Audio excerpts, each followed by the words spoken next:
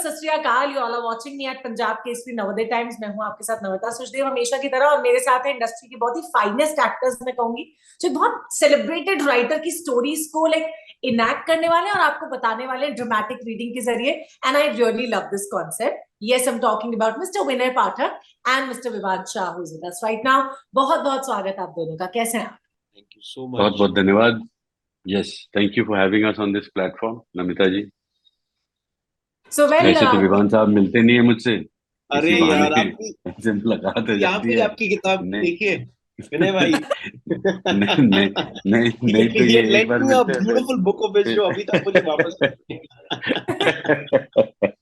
It's a good platform. Thank you thank you thank you. तो बहुत खुश है मुझे लग रहा है ना? नहीं, खुश तो हम लोग हमेशा रहते हैं। देखिए, अगर ये शो ना भी करते ना तो हम लोग खुश ही रहते। अच्छा, चाहिए। पर मैं वो भारी भरकम डायलॉग अभी दोबारा नहीं बोलना चाह रही थी। जिंदगी में गम तो काफी है, लेकिन मुस्कुराना भी एक अदा होती है। ये रिकॉर्डिंग में बोल दिया आप है कि हाँ, मैं जानती हूँ ये कहना।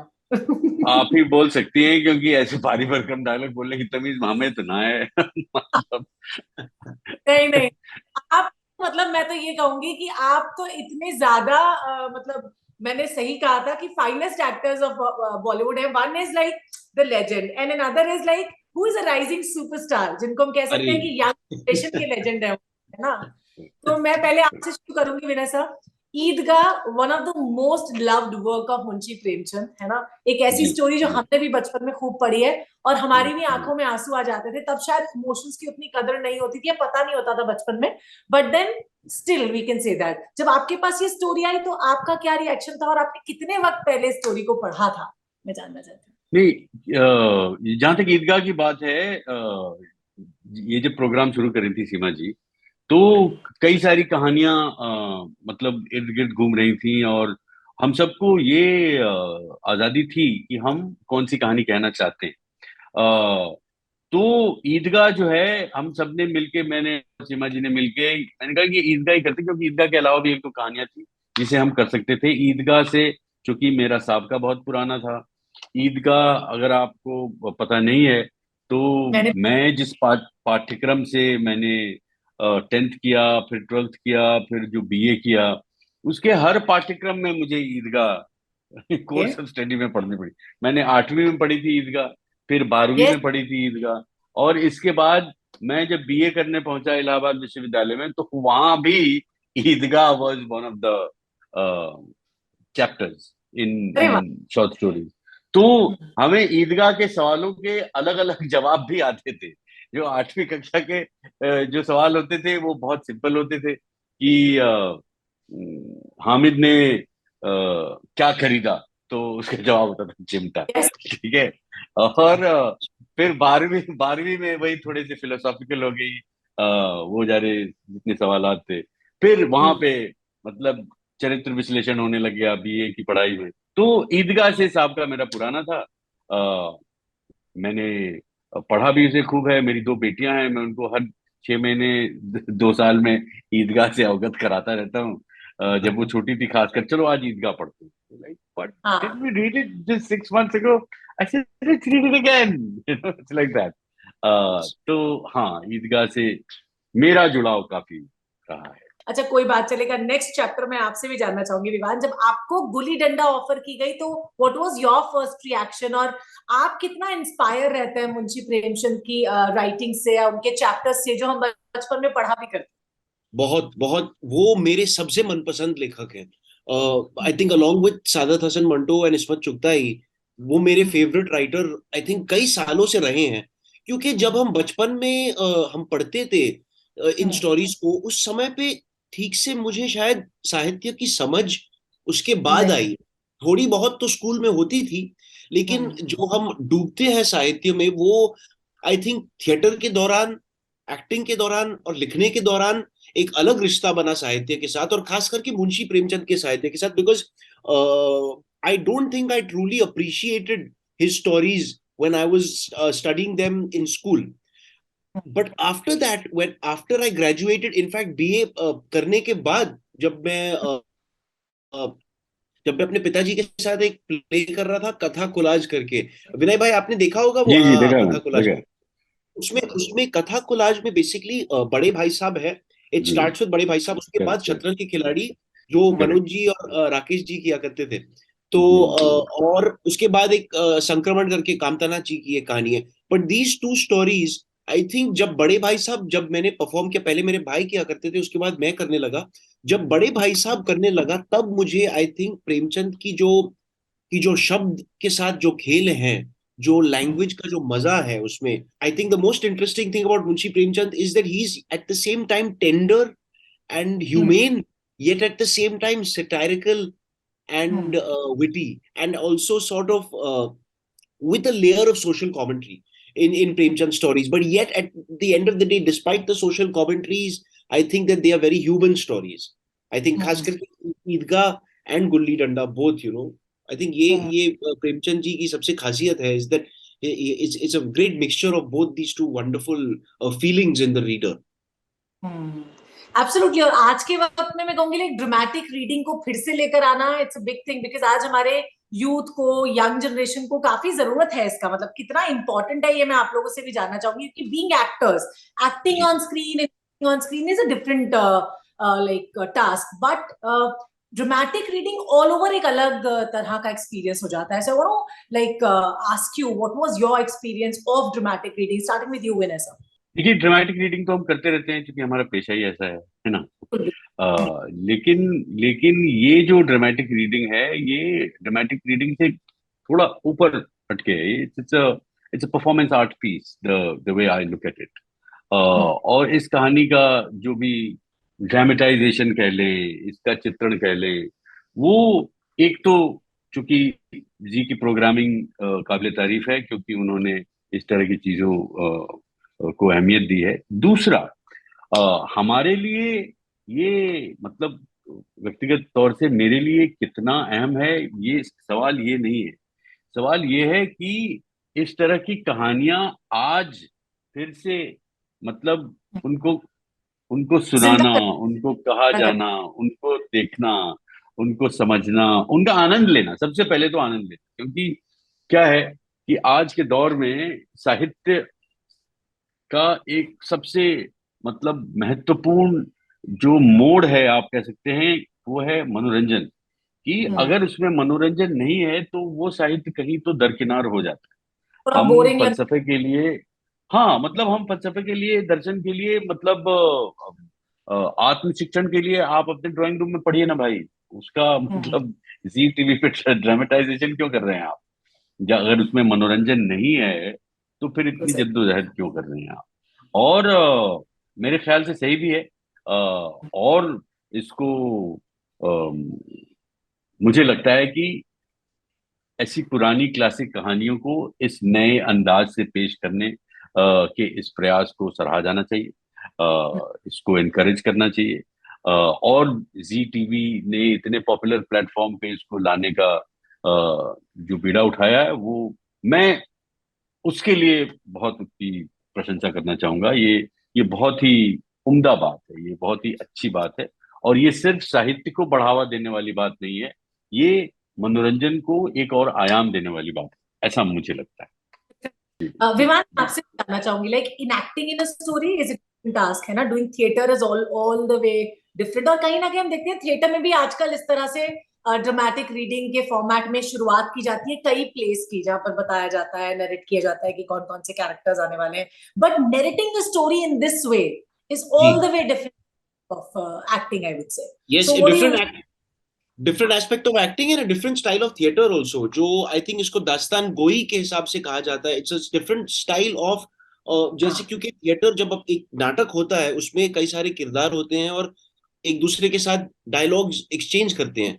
बिल्कुल। हालांकि इस तरह की ड्रामेटिक रीडिंग में जो आई थिंक मेरे पिताजी ने बहुत सारी की हैं ऐसे प्लेज जिसमें एक एक एक्टर सारे किरदारों को निभाता है और पूरी कहानी को इनहेबिट करता है, सारे किरदारों को इनहेबिट करता है और आई थिंक उसे कम्युनिकेट करता है। और जैसे विनय जी ने कहा कि वो एक मनोरंजन का एस्पेक्ट है उसमें, that it is a sort of performance art, entertaining, yet at the same time it's about communicating the words। वो शब्दों का जो मजा है ना, आई थिंक वो सबसे महत्वपूर्ण है मेरे लिए। और वो साहित्य में भी I think that is the medium of literature, it's words. जैसे सिनेमा या थिएटर में इमेजेस और वॉइसेस और इतनी सारी अलग अलग कैनवसेस हैं, साहित्य में सबसे आई थिंक अहम कैनवस है शब्दों का।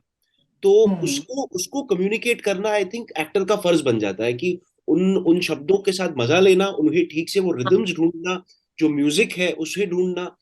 और आई थिंक ये एक अलग तरीके का स्टाइल है ऑफ थिएटर, जो आई थिंक इसे दास्तान गो कहा जाता है, और जो जो नॉर्मल नाटकों से अलग है। और I also think that for an actor it is great exercise, it is the best exercise just to do it also even when if one is in between projects. या क्योंकि I think as an actor क्या होता है कि जब आप ज्यादा देर के लिए एक्टिंग नहीं करते हो, जैसे कोविड के दौरान एक साल के लिए किसी ने ज्यादा कुछ शूट नहीं किया, घर पे बैठे थे, तो एक एक्टर की इंस्ट्रूमेंट में थोड़ा सा जंग लग जाता है। जो वोकल कोऑर्डिनेशन है, जो फेशियल कोऑर्डिनेशन है, जो हमारे जो एक्टिंग जो मसल्स होते हैं, जो एक्टिंग का इंस्ट्रूमेंट जो है एक हर एक एक्टर का, उसमें थोड़ा सा जंग लग जाता है, वो रस्टी हो जाता है। वो ज्यादा अगर वो जैसे एक सिंगर की आवाज को ट्यून में हम्म। उसे रियाज करना पड़ता है हर दिन उसे ट्यून में बिल्कुल। रखने के लिए। I think this is the best exercise for an actor to practice hmm. on their own, even if they're learning or even if they're experienced, just during projects, to keep the sort of engine running, and also to sort of sharpen one's craft. It's a great exercise, and I would really recommend the stories of Premchand in special for that purpose, because sometimes Manto and Ispat it is a little dense. The text may be a little dense for a younger actor to try to tackle, but a lot of Premchand stories are beautifully accessible in that way. And I would really recommend for a lot of young actors, if they want to practice also, just to sharpen their craft, to try this monologue format.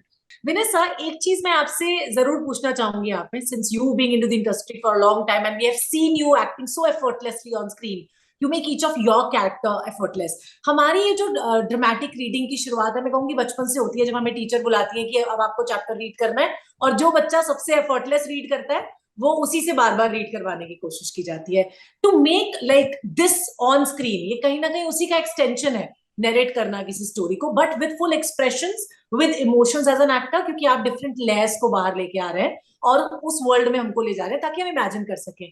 उसे effortless बनाने में कितना efforts लगते हैं, मैं जानना चाहती ये सवाल तो आपको सीमा जी से पूछना चाहिए। हूँ। हाँ, क्योंकि मतलब ज्यादा मेहनत का काम उनका था कि इसको ड्रामेटिक भी रखना है, इसको थिएट्रिकल भी रखना है, इसको ऐसा भी रखना है कि हम पढ़ रहे हैं। है ना? हम अचानक हम अचानक उस दुनिया में प्रेमचंद की दुनिया में, हामिद की दुनिया में पहुंच गए हैं, लेकिन हम हाँ। कहानी पढ़ रहे हैं। और हम्म। हाँ। वो जैसा फील कि भी। यस। जैसा कि विवान ने कहा, जो टेक्स्ट है, the the hmm. Commitment to the text, hmm. The integrity of those words. क्योंकि कई बार क्या होता है ड्रामेटाइजेशन में, actors have the liberty to make it your own, हाँ। Lots of times those 7 words need not be spoken and it could be just felt and audience would get it. ये वो नहीं है। ये ड्रामेटिक रीडिंग की जो गरिमा है, सीमा जी ने उसको बरकरार रखा है, और हमें पढ़ने के लिए प्रेरित किया है। मतलब रीडिंग के दौरान कि आप एक्ट कर रहे हैं, आप उस इमोशनल सर्कमस्टांस में हैं, आप उस बिल्कुल। इमेजिनरी सर्कमस्टांस में हैं, लेकिन आपके हाथ में वो है, आप वो स्क्रिप्ट भी पढ़ रहे हैं। और मुझे लगता है कि ये on a very subliminal level, it's a great learning, not just for artists but even for the audiences, that how important and how beautiful it is to read something and enjoy it. I mean, as simple as that. उसका क्या असर किस पे पड़ता है, ये तो मतलब बहुत ही डिबेटेबल चीज है।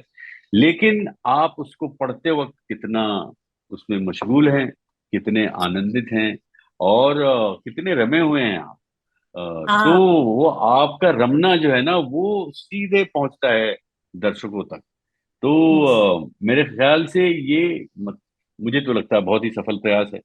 अभी बाहर आएगा तो पता चलेगा, लेकिन इसका श्रेय जो है, मैं कहूंगा जी और सीमा जी को बहुत जाता है। मेहनत इसकी जो है वो सीमा जी की है, उनकी नई प्रोडक्शन टीम की है, मनु की है, जिन्होंने इसको ड्रामेटिक रीडिंग रखते हुए भी एक ही दिन में, अब यही अगर सिनेमा में इसको शूट करना पड़े तो शायद 2 हफ्ते लग जाएं। एब्सोल्युटली।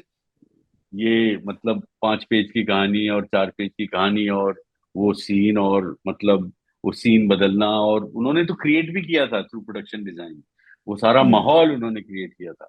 लेकिन इन्होंने मतलब रिहर्सल्स हमने इसको किया थिएटर की तरह और शूटिंग की सिनेमा की तरह, और कहीं हाँ इन दोनों के बीच का सामंजस्य जो था और वो जो हाँ। कंफर्ट था, वो सीमा जी ने और मनु ने एज अ प्रोड्यूसर, क्योंकि वो भी एक्टर है और उसको बहुत समझ है बिल्कुल। इन सब चीजों की। मुझे मुझे लगता है कि ये मतलब बहुत काबिल तारीफ है। ये जो संगम है इन इन दोनों मीडियम्स का, वो बहुत ही इंटरेस्टिंग है, बहुत ही रोचक है मेरे लिए। हम्म। Very nice. अच्छा विवान, मैं आपसे भी ये पूछना चाहूंगी कि वो कहते हैं ना ड्रामेटिक रीडिंग का एक एस्पेक्ट ये भी होता है, या तो you sit in the director's chair, तब you can do dramatic reading more effortlessly, या बहुत अच्छे तरीके से आप प्रेजेंट कर पाते हो। तो आपका जो पूरा एक्सपीरियंस रहा सीमा जी के पॉइंट ऑफ व्यू से जब आपने स्टोरी को देखा, so what was your thought after that about the story gulli danda? सीमा जी ने बहुत ही सारी चीजें को इल्यूमिनेट की मेरे लिए, बहुत बहुत। हर directions were so precise and so hmm incisive. They hmm really really बहुत सारी चीजों को प्रकाशित किया सीमा जी के डायरेक्शंस ने। खास करके जो गुल्ली डंडा जो कहानी है, I think it's essentially a story about inequality of two human beings, and yes. especially of two young boys and their journey into adulthood. Now, there's a lot of very interesting sort of parallels. Seema ji, in fact, shared all kinds of anecdotes, personal anecdotes from her life oh with wow. regard to the dynamic of two human beings and the sort of fine balance that can sometimes occur in a friendship. There can be a sort of fine balance of equality in a friendship, and it can tip over any side, and she really, I think I learned a lot from her, not just about हमारे कला के बारे में, लेकिन I think इंसानियत के बारे में, I think जिंदगी के बारे में काफी सीखने को मिला, as hyperbolic as that sounds. I think I did learn a lot from Seema ji, not just as an artist but also as a human being. All the Seema ji fans are going to be really happy with the dramatic read, because you can really see her vision and her hand. You can feel her touch in the direction and in the storytelling and in the design, especially because, as whenever I said right now, ki the design is very very special. The way it's been shot and the way the art direction, everything बहुत ही खूबसूरत तरीके से बनाया है इसे। Well विनेसा, मैं आपसे जरूर जानना चाहूंगी, आज के वक्त में जब हम हर कोई मतलब यंगस्टर्स से लेकर everyone is on their social media, हम एक सोशल मीडिया एरा में मुझे लगता है जी रहे, एक नकली दुनिया हो गई है। मतलब रियलिज्म तो है इस दुनिया में, लेकिन वो फेक वर्ल्ड भी होता जा रहा है, जिसमें कहीं ना कहीं हमारा जो अपना हेरिटेज है, लिटरेरी हेरिटेज आई वुड से, उससे हमारा नाता टूट रहा है, या रीडिंग अगर हम कहें, स्पेसिफिक रीडिंग जिसकी मैं बात करती हूँ, उससे भी कहीं हम दूर हो रहे हैं। How much do you feel that, या हम इस ड्रामेटिक रीडिंग के जरिए, इन प्लेस के जरिए, टेली प्लेस के जरिए जोड़ सकते हैं अपने यंगस्टर्स को उस चीज से? जो सवाल मुझे सुनाई दिया, मुझे लग रहा है आप दो चीजें कह रही है। इस साहित्य के ड्रामेटिक रीडिंग के लिए आज के सोशल मीडिया की भर्त्सना करना जरूरी नहीं है, ये मेरा मानना है। ये जो सोशल मीडिया है, इस पे कई चीजें हो रही हैं, जिन चीजों से आपको खौफ है वो मैं समझ सकता हूँ, लेकिन ऐसी भी चीजें हैं जो मतलब they eye opener, they like in I have seen some brilliant things in a 30-second reel, yeah. And बिल्कुल। I mean it's astounding as to how wider a reach this medium has, and you don't actually have to rent a movie to to know something like that, or to go buy a book on on geography and universe and learn about this. And it's like the capsules, the little capsules. I'm not saying all of them, but majority of the times, you watch 20 of them and then you come across a gem that you share with 15 of your friends. You're like, अरे यार, ये तो पता ही नहीं था मुझे. और अरे यार दिस इज ब्रिलियंट। मुझे मुझे लगता है कि उसके लिए सोशल मीडिया की भर्त्सना करना जरूरी नहीं है। ये आपका चॉइस है, आप कितना इंडल्ज होती हैं कितना नहीं होती हैं। हाँ, ये जो जिसकी बात करने के लिए हम यहाँ पे इकट्ठा हुए हैं आज, कि साहित्य पढ़ना कितना जरूरी है, वो तो खैर मतलब वो आपके ऊपर है। एंटरटेन्ड होना कितना जरूरी है वो भी आपके ऊपर है। तो यही है कि भाई खाना कितना जरूरी है, क्या क्या खाना कितना जरूरी है, स्वस्थ खाना कितना जरूरी है, अस्वस्थ खाना कितना जरूरी है। मैं तो कोई एक्सपर्ट हूं नहीं। मुझे तो जब भूख लगती है, जैसा मन करता है वैसा मैं खा लेता हूँ। मैं टीवी भी हाँ, देख लेता हूँ, कभी कभी मैं क्रिकेट मैच भी देख लेता हूँ, बल्कि वो ज्यादा देखता हूँ। हाँ। टीवी कम देख पाता हूँ। तो वो इट्स वेरी, वो व्यक्तिगत है। उसपे उसपे कमेंट करना ना, वो भी एक फैशन हो गया है कि अरे नहीं भाई आजकल के लोग ना, मतलब जब देखो ना, मतलब सब एक्सपर्ट हुए बने पड़े हैं भाई। चक्कर तो यही है कि हमारे यहाँ मर्मज्ञों की कमी नहीं है सोशल मीडिया के जमाने में। तो उन सब से परे हटते हुए मैं ये कहना चाहूंगा कि इस तरह के प्रयास को, इस तरह के अभ्यास को इनकरेज करना चाहिए, बढ़ावा देना चाहिए, प्रशंसा करनी चाहिए। और जितना हो सके, मतलब सिर्फ यंग जनरेशन को क्यों हम मतलब कहें, किसी को भी, हमारे लिए भी ज्यादा अच्छा है। हम हमें आपको क्या पता कि यंग जनरेशन हमसे आपसे ज्यादा स्मार्ट है भाई। मुझे लगता है शायद वो हमसे ज्यादा इवॉल्व है, हमें नहीं पता है। हम तो अपने दकियानूसी कुर्सी पे बैठ के उनको जज कर रहे हैं, तो हमें लगता है यही सही है। So I mean who knows यार, हु नोज। मतलब लिप नहीं नहीं सर्विस के लिए हम कुछ भी बोल दें, लेकिन जो सर, सच्चाई है वो सच्चाई है। वेल विनय, मैं आपसे जरूर पूछना चाहूंगी है कि इस तरह की जब स्टोरीज आती हैं, इस तरह के जब प्लेज आते हैं, तो आपको क्या लगता है what is that one thing that young generation could take away from this one? वो तो यंग जनरेशन से पूछना चाहिए, to be very answer. Honest. कि मतलब मैं कैसे बोलूँ कि भाई इससे आप ये सीखिए। वो तो यंग जनरेशन देखेगा, उसका अपना दिमाग है, उसकी अपनी पर्सनैलिटी है, उसके अपने चॉइसेस हैं, and they are stronger than anybody else's. तो I also don't want to persuade और dissuade them from anything that they want to do. I just want to say it's very, very entertaining. It's हाँ, great fun. Watch हाँ, it. It's a great fun. Watch it. Rather than giving it to them in a hard pill, it's हाँ। smoke it up, man. It's great fun.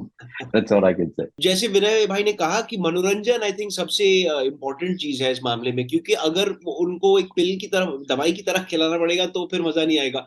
अगर उनको मनोरंजन के हिसाब से वो एक्सपीरियंस कर सके इसे, तभी जो डीपर एलिमेंट्स हैं वो उनको छुएंगी मेरे ख्याल से। जो जो सब बिल्कुल। टेक्स्ट है, जो जो जो कहानियों का। I ji am going ji. to watch it, and I think so is our young generation is going to watch it. I believe And that. and I'm also going to watch it since I haven't seen it. So yeah. We'll watch it together, विनय भाई। Yes, yes, absolutely, absolutely, absolutely.